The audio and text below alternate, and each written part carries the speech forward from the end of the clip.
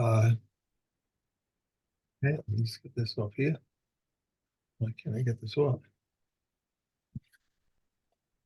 Um, Here we go. No, it's not working. There it goes. Oh, now you're very big. I don't have.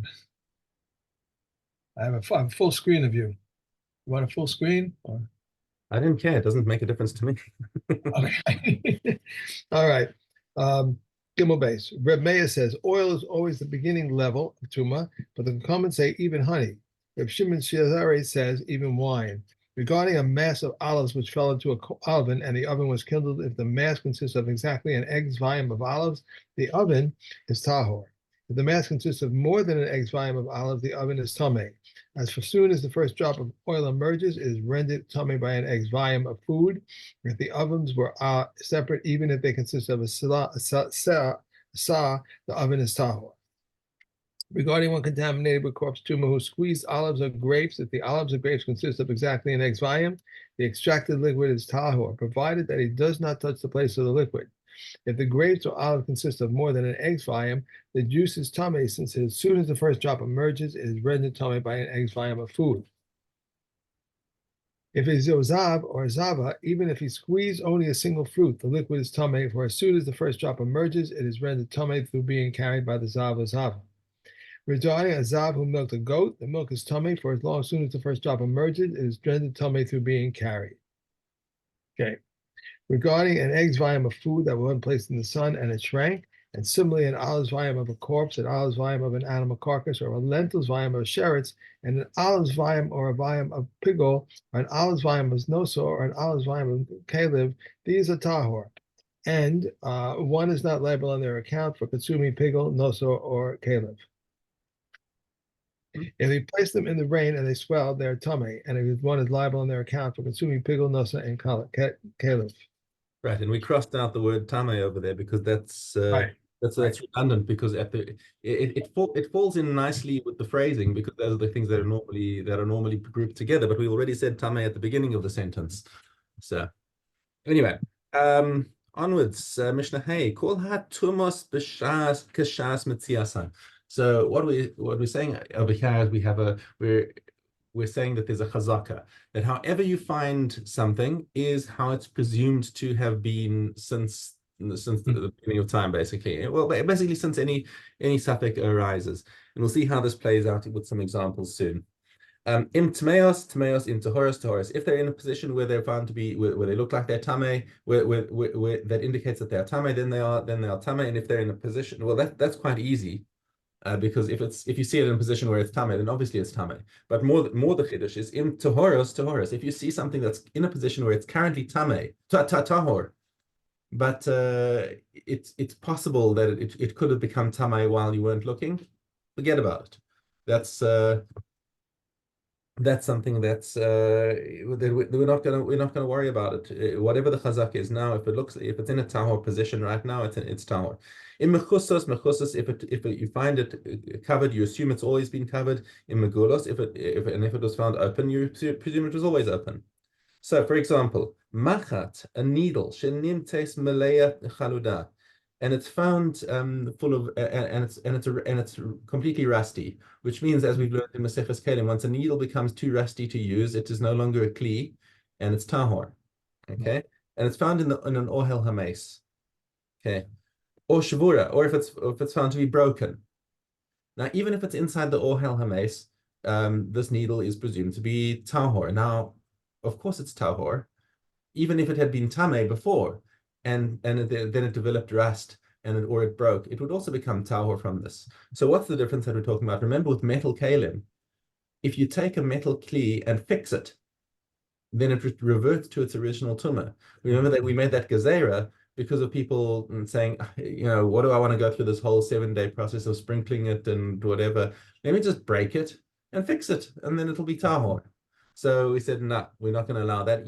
So when it comes specifically to metal kalim, because they're easy to fix, that they will revert to their original tumah. So if you find, so you might have thought that this needle, this broken needle inside the ohel hames, that okay, it's tahor now, but if you take it out and fix it, then it's going to revert to becoming tameh. then right, so we'll revert it. But now what this Mishnah is teaching us is that you found it broken. You never saw it whole. So let's assume that it was broken when the mace came into the ohel. And therefore it never became tameh, and even if you fix it now, it will be tahor. Yeah. Okay. That's our general rule, is that we presume that they were in the state when they became tameh even. Okay. That's the rule of Chazaka. Mishnah Vav. Cheresh shotev katan. Now, the cheresh shotev katan are the categories of people who don't have das. Okay, we can't. That's the commonality always. Whenever we see cheresh shotev katan, we assume this is somebody who doesn't have das. We can't ask them a question. We can't rely on their testimony. We can't. And if they did something that requires das, it doesn't work. Okay. Shenimtza uba mavoy. Okay, now let me just give a little quick little background point that's very important, and it's relevant to yesterday's parsha, the Sota. Okay, the parsha of the Sota teaches us that when you have a safek tuma b'reshus yachid, and this is the thing, is that we had the Sota by definition is happening in a private domain, and we have a safek about her whether she became tamei or not. So what we learn is that the safek of her husband is not allowed to live with her until she's gone through the sort of process now. So she's aser. So the safek tuma b'reshus yachid we consider tameh. Okay, where as opposed to safek tuma b'reshus harabim, if a dat occurs in a public domain, then the safek is tahor. But now we introduce another thing, is that when it comes to a safek with a chereshot of a katan, with somebody or something that doesn't have any das, then even if it's in the reshus hayachid, it's going to be tahor, as the Mishnah tells us that if you have a chereshot of a katan who are found in a maboy is a reshus hayachid. Okay, it's a small area. Okay, and for any other adult, the safek there would be considered tameh. They are presumed still to be tahor, because even if you ask them the question, did you touch the mace, did you touch the dead sherets, or whatever it is that the safek is on, they wouldn't be able to give you a reliable answer. Okay. Now, so they would remain tahor, but if that safek arose with a regular adult, he would be tameh. That's exactly what the Mishnah says. In a normal person would be tameh. Anything. Okay. This could be rewritten as shekol, that because anyone or anything that doesn't have das to be asked, the safek is tahor. That would include inanimate objects. Right. So if you left a kli in the reshus yachid, and let's say there was a lot of rain or whatever, and it could have been washed over a dead body, but it was found near the dead body, but we don't know if it touched or not. Safek is tahor. We can't ask it. Safek is tahor. I have a note here from last time, Shekol. Yeah, but Yeah, right. Okay, good. Mishnah Zayin, Tinuk shin nimtza b'tzad beis hakvara. So a little kid is found by the edge of the cemetery, v'shoshanim biyado, and he's got lilies in his hands. Okay, so now the lilies are not ve'ena shoshanim ela b'makom atuma. So these lilies were not planted around the cemetery. Somebody left them on one of the graves, maybe, or maybe they were growing inside one of the graves. So now all the circumstantial evidence seems to point that this kid went into the cemetery and plucked out some flowers, which would make him tameh. Elamai, what's the Elamai? The halacha says tahor. This kid is assumed to be tahor. Why? Shani Omer, I'll be tole on the fact that somebody else went into the cemetery and gave him the flower. The kid didn't go in. We can't ask the kid. Even if the kid is able to talk, we don't rely on his answer. The 3-year-old is gonna, he knows. Did you go to the grave? No, didn't go to the grave. Or whatever. You're not gonna believe it. Okay. So his safek is tahor because he doesn't have das. Okay. If you find the donkey wandering around through the cemetery. Now, the donkey itself is not susceptible to tumah, being an animal. Okay, while it's alive, okay, but he's got his kalim all around him. Okay, and you see the donkey standing in between the graves. Okay, but it's not in a makom tumah. If you saw it mamish under the tree that's overshadowing the graves, or if you saw it actually on top of one of the graves, then okay, you know. But if Right. it's just wandering around and you didn't see it actually walking with its kalim over the graves, then its kalim are still considered tahor. Okay. Okay, and that's it. Para, Dalid. The Uh, communicatus, right? okay, no, you went different. Let's go to the end ones. That's The one first. Okay. that's your best test, yeah. Okay, you did test. The saddle blankets and the tarbal bed and the horn of a coffin and the horn of travelers and the ring of keys and the hastings of the launderers and the garment that is stitched with kalayim are considered a connection for tumah, but not considered a connection for sprinkling. The cover of a kettle that was attached to a chain, Beis Shammai says it is considered a connection for tumah, but not considered a connection for sprinkling.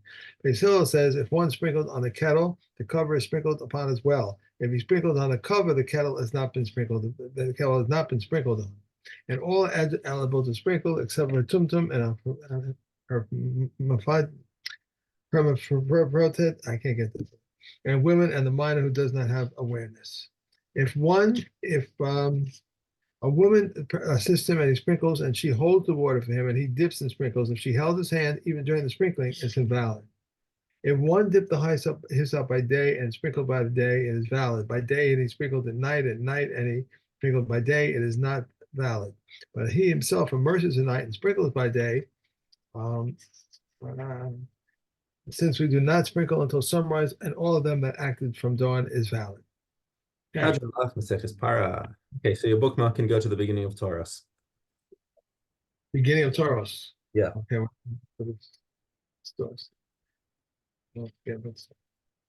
Okay, now you can go to Aleph Daled. Okay. So we read Aleph when we do Tohoros tomorrow. Okay. And we are in Aleph Daled. The communal katas offering, the olive offering, and the oil offering to the individual katas offering, the asham offering of a nazir, and the asham offering of a mitzorah are acceptable from day 30 and on, and even on day 30. But if you offered them on the 8th day, they are acceptable. Vowed offerings and donated offerings, the firstborn, the animal tithe, and the Pesach offering are eligible from day 8 and on, and even on the 8th day. Reb Eliezer says a pregnant katos cow is valid, but the common invalidated. Reb Eliezer says it may not be purchased from idol worshippers, but the common validated. And not only this, but regarding all sacrificial offerings, both communal and individual, all sacrificial offerings may be brought from within the land and from outside the land and from the new crop, and from old, except for the omer and the 2 loads, which may only come from the new crop and from the land. A cow whose horns are hooves are black, one should cut them off. The eyeball and the teeth and the tongue do not invalidate the cow. The dwarf cow is valid if it had a wart on one cut it off. Reb Yehuda says invalidates the cow. Reb Shimon says any place that the wart was removed and did not give rise to red hair in that place, the cow is disqualified. Okay. Okay. Elim. Okay. And we are at if a kerchief was tamei midrash and one gave it over to be used as a cover for a Torah scroll, it becomes tahor for midrash tumah, but it is tamei with corpse tumah. If water skin was made into a mat or a mat was made into a water skin, it's tahor. And if a water skin was made into a shepherd's pouch or a shepherd's pouch was made into a water skin. If a pillow was made into a bed sheet or bed sheets were made into a pillow, if a mattress was made into a flat sheet or a flat sheet was made into a mattress, it remains tahor. This is a general rule. Any article that is changed into an article of the same type of use retains its tumah.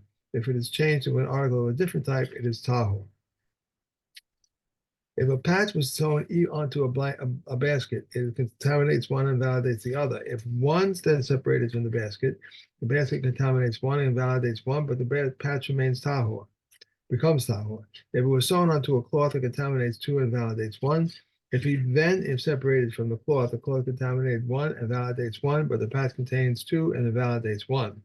The same applies if one sewed a patch onto a sack or onto leather. These are the words of Reb Meir. Reb Shimon says they're tahor. Reb Yossi says it is sewed onto the patch, onto leather. It is tahor onto sack, and is tummy since it is woven. Right? And one more. Yeah. The minimum measure of 3 by 3 finger breadths that the rabbi stated regarding cloth is that the cloth without the hem. These are the words of Reb Shimon, but the sages say the minimum measure is precisely 3 by 3 finger breadths. If a patch was sewn onto a garment from one side, it is not considered attached. One on two sides, one opposite the other, is considered attached, and if it was sewn into the garment as the shape of the Greek letter gamma, Rabbi Akiva rules that it is tummy, but the sages rule it tahor. Yehuda says, when are these things said?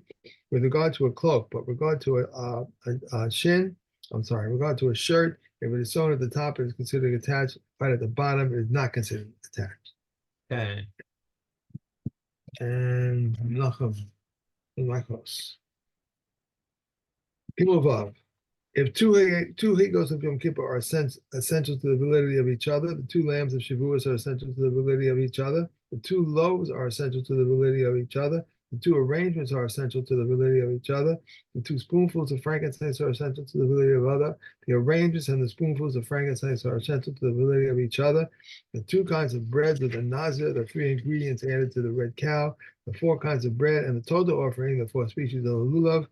The 4 ingredients of the Matzorah's purification are essential to the validity of one another. The 7 sprinklings of the red cow are essential to the validity of one another, and the 7 sprinklings between the poles and the curtain and on the golden ornament are essential to the validity of one another. The 7 branches of the menorah are essential to the validity of one another.